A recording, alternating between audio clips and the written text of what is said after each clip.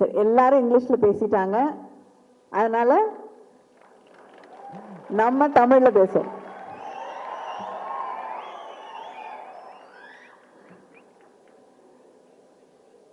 இதுவே ஒரு ரொம்ப மகிழ்ச்சியான விஷயமா இருக்கு. ஏன்னா ஆங்கிலத்தை அடிப்படை மொழியாக கொண்டு இன்று கல்லூரி படிப்பை முடித்திருக்கக்கூடிய படித்துக் கொண்டிருக்கக்கூடிய மாணவர்கள் மத்தியிலே தமிழ்ல பேசலாம் அப்படின்னு சொல்லும் பொழுது இவ்வளவு பெரிய ஒரு மகிழ்ச்சி உருவாகிறது என்றால் இனி தமிழ் எந்த காலத்திலும் சாகாது, அது உயர்ந்து நிற்கும்.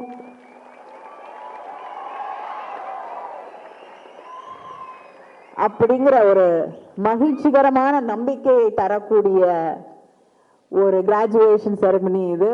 அதுவும் இன்னும் இரட்டிப்பு மகிழ்ச்சி என்னன்னா, இந்த லைப்ரரிய அண்ணா நூலகத்தை கட்டியவர் தலைவர் கலைஞர் அவர்கள்.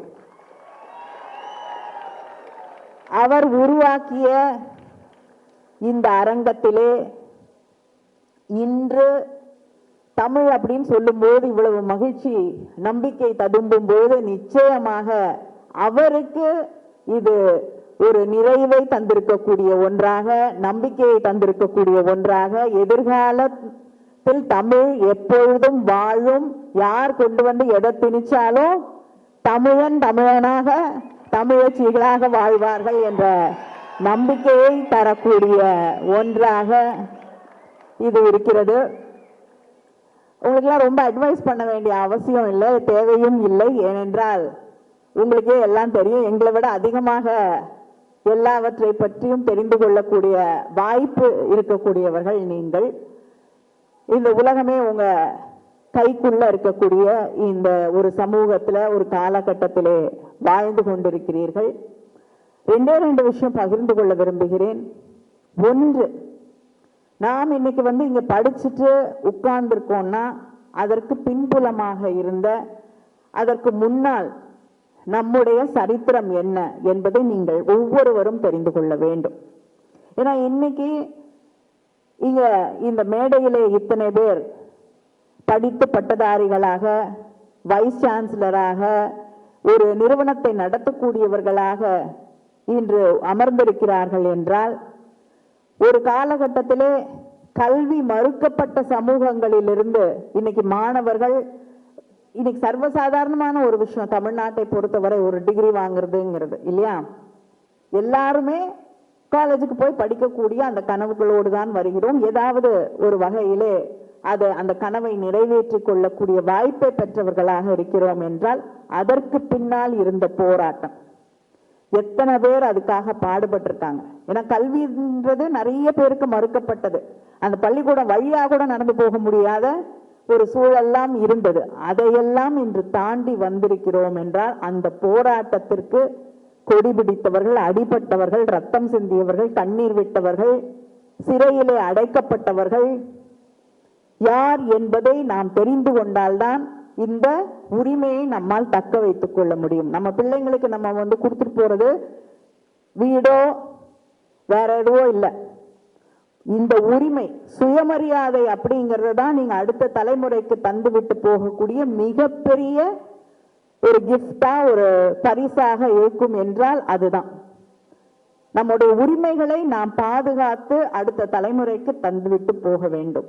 நமக்காக உரிமைகளை போராடி பெற்றவர்கள், அது தந்தை பெரியாராக இருக்கட்டும், திராவிட இயக்கமாக இருக்கட்டும், தலைவர் கலைஞராக இருக்கட்டும், பேரறிஞர் அண்ணாவாக இருக்கட்டும், இன்று வரை போராடி கொண்டிருக்கக்கூடிய நம்முடைய தலைவர்களாக இருக்கட்டும், இது அத்தனை பேருடைய வரலாற்றை நாம் தெரிந்து கொண்டோம் என்றால் தான் நம்ம போய் உட்கார போறோம்ல ஒரு டேபிள் சேர்ல, அதோடைய மதிப்பு என்ன என்பது நமக்கு புரியும். அதனால நாம் யார், நம்முடைய அடையாளம் என்ன, நம்முடைய வரலாறு என்ன, நாம் இந்த இடத்துக்கு வருவதற்கு நாம் கொடுத்திருக்கக்கூடிய விலை என்ன என்பதை நாம் புரிந்து கொள்ள வேண்டும்.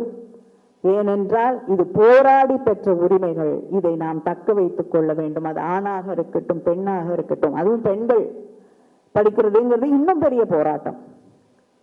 அந்த உரிமைகளை தக்க வைத்துக் கொள்ள ஏனென்றால் தந்தை பெரியாருடைய ஒரு மிக முக்கியமான புத்தகம், எல்லா பெண்களும் படிக்க வேண்டிய, ஆண்களும் படிக்க வேண்டிய புத்தகம் பெண் ஏன் அடிமையானார். இந்த சமூகம் அவர்கள் மேல் திணிக்கக்கூடிய விஷயங்கள், இந்த சமூகம் இதெல்லாம் வழி வழியா நம்ம பின்பற்றி கொண்டு வர வேண்டிய விஷயம், மரபு, இந்த நாட்டுடைய கலாச்சாரம், பண்பாடு என்று சொல்லி எதையெல்லாம் திணித்து மக்களை சிந்திக்க வைக்க முடியாமல், அதற்கு வழிவகுக்காமல் ஒரு நிலையை உருவாக்கி வைத்திருக்கிறோம் என்று சொல்லக்கூடிய ஒரு மிக முக்கியமான புத்தகம்.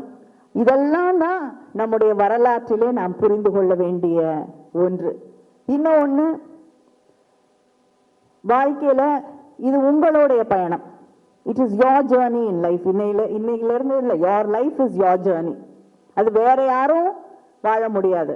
நீங்க மட்டும்தான் உங்களுடைய வாழ்க்கையை வாழ வேண்டும்.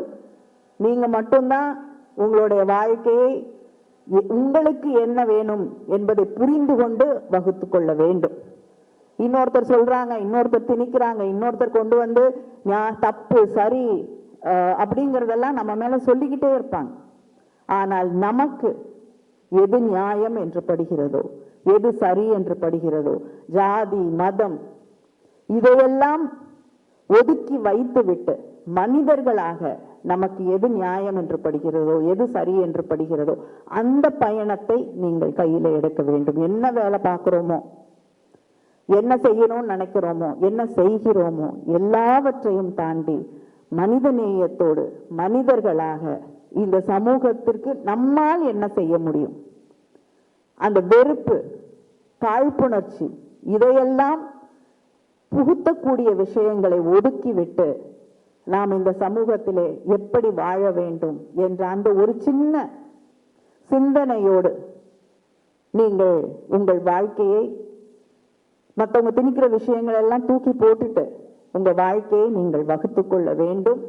உங்களோடு கடைசி வரைக்கும் நண்பர்கள் இருப்பாங்க, அம்மா அப்பா இருப்பாங்க, அண்ணன் தம்பி எல்லாரும் இருப்பாங்க. ஆனா இறுதி கட்டம் வரை நம்மோடு வரப்போவது நாம் மட்டும்தான் என்பதை நாம் நினைவிலே வைத்துக் கொள்ள வேண்டும். அதனால உங்களுக்கு, உங்களுடைய சிந்தனைகளுக்கு, உங்களுடைய வாழ்க்கைக்கு நீங்கள் ஒரு மதிப்பளிக்க வேண்டும், அதை கொண்டாட வேண்டும்.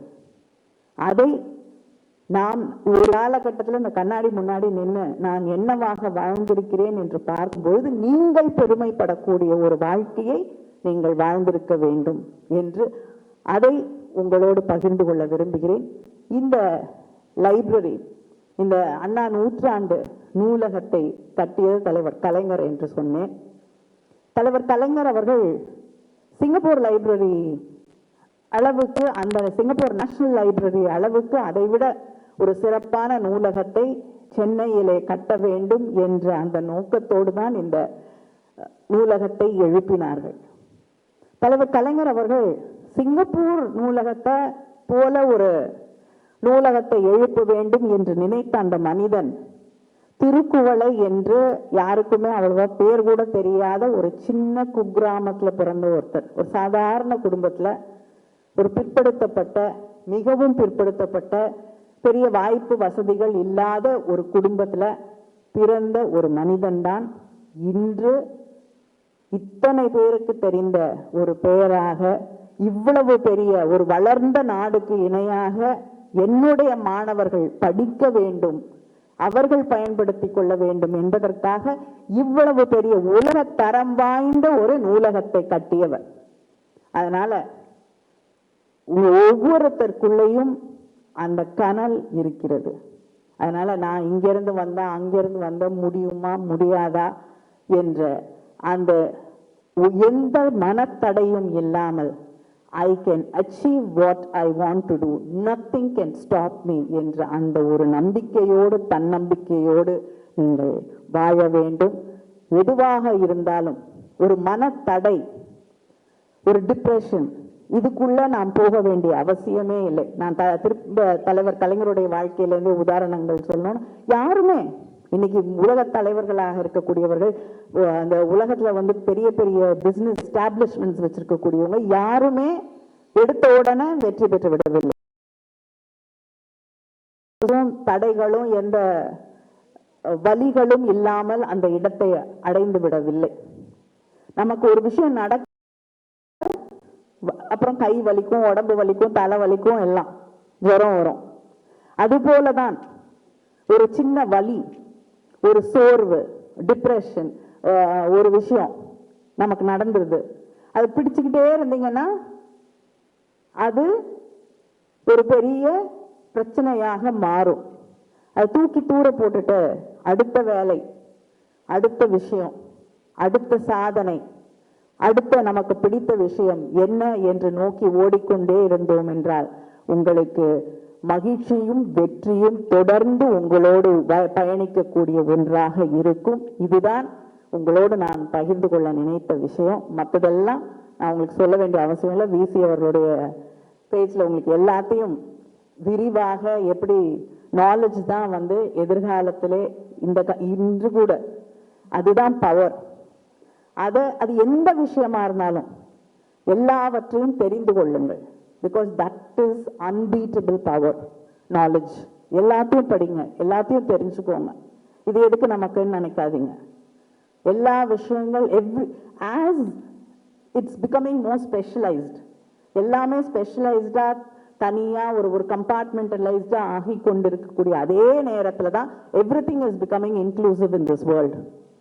அதனால எல்லாவற்றையும் தெரிந்து கொள்ள கூடிய அந்த மனநிலையோடு, அந்த அறிவு நிலையோடு வெற்றி பெறுங்கள்.